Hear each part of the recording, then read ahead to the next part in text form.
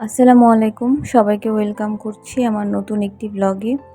আশা করছি যে যেখান থেকে আমার আজকের ব্লগটি দেখছেন সবাই অনেক ভালো আছেন, সুস্থ আছেন।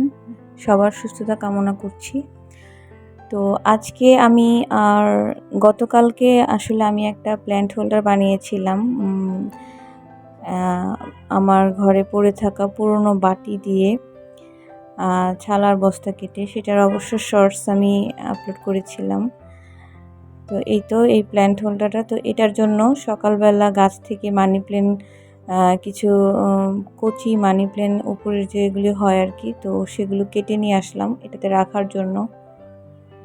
তো অনেক দিন ধরে এরকম একটা জিনিস বানাবো ভাবছিলাম, তো হঠাৎ করে বানিয়ে ফেললাম। আর আমার মানি প্ল্যান্ট গাছগুলিও অনেক বড় হয়ে গেছে। তো আমি কিছুদিন আগে যে পদ্মা সেতুতে গিয়েছিলাম সেখান থেকে অনেকগুলো বাঁশের চিকন চিকন লাঠির মতো এনেছিলাম। তো সেগুলো একটা দিয়ে ওটার মধ্যে পেঁচিয়ে রেখেছি। এত মানি প্ল্যান্ট তুলে ফেলে দিব যে সেটাও মন চাচ্ছিল না। তাই ভাবলাম যে এখান থেকে কেটে কেটে আরেকটা প্ল্যান্ট হোল্ডার বানিয়ে সেখানে রাখবো। তো বানিয়ে ফেললাম। আর আজকে সকালের নাস্তার জন্য রুটি বানাবো। তো ভাবলাম যে অনেকগুলো কলা ছিল, কলাগুলো অবশ্য খাওয়া হচ্ছে না কোনোভাবেই।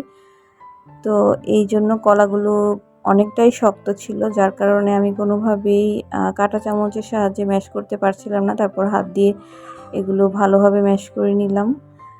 তো এখানে প্রায় 4টা কলা নিয়েছি। তো 4টা কলা দিয়ে আর 1 কাপ আটা দিয়ে একটা রুটির মতো বানাবো আর কি, পরোটা রুটি যাই বলি না কেন। তো এখানে একটা ডিম দিয়ে দিচ্ছি।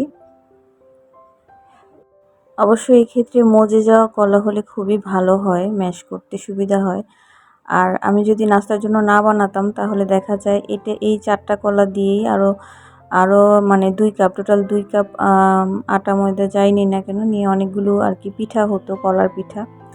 তো যাই হোক, সকালবেলা ভাবছিলাম যে বানিয়ে ফেলি, নাস্তা হিসেবে খেয়ে ফেলা যাবে।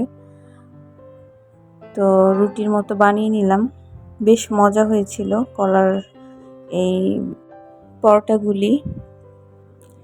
তো এটা অনেকগুলো হয়েছিল, প্রায় 5-6টার মতো হয়েছিল। তো আফিফকেও দিয়েছি টিফিনে। তো ও একটা খেয়েছিল, অবশ্য বাসায় একদমই খেতে চাচ্ছিল না, বলছে অনেক কলা, তুমি আমাকে জোর করে এভাবে কলা খাওয়াচ্ছ।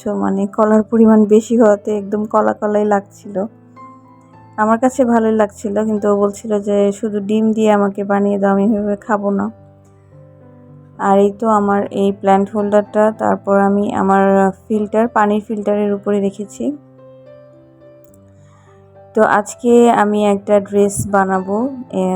এই কাপড়টা, অনেকগুলো গজ কাপড় আমার বাসায় পড়ে আছে, তো কোনটা বানাবো ভেবে পাচ্ছিলাম না। তো আমার ছেলে বলল, মামুনি এই কাপড়টা আমার অনেক পছন্দ, তুমি এইটা দিয়ে প্রথমে বানাও।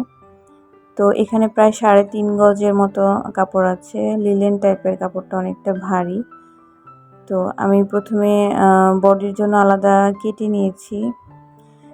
আর এখানে এই অংশটা দুই ভাঁজ করা আছে। তো এটা আমি নিচের অংশের জন্য কাটবো এখন। এটার বহর অনেক বেশি, যার কারণে এটা অনেকটাই ঘের হবে। তো এই তো হয়ে গেল আমার রাফেল গাউন।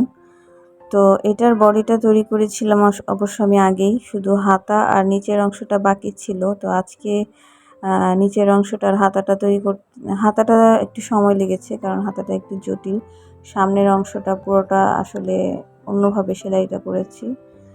আর নিচের অংশটা অনেকটাই ঘের ছিল, তাই ভাবছিলাম কিভাবে দিব। ছোট ছোট ঘন কুচি দিলে এটাতে ভালো লাগতো না, তাই কুচিগুলো আমি খুব বড় বড় করে প্লেট আকারে কুচিগুলো দিয়েছি, যার কারণে এটা খুবই ভালো লাগছিল দেখতে। তো এই ছিল আমার আজকের ব্লগ। সবাই ভালো থাকবেন। আল্লাহ হাফেজ।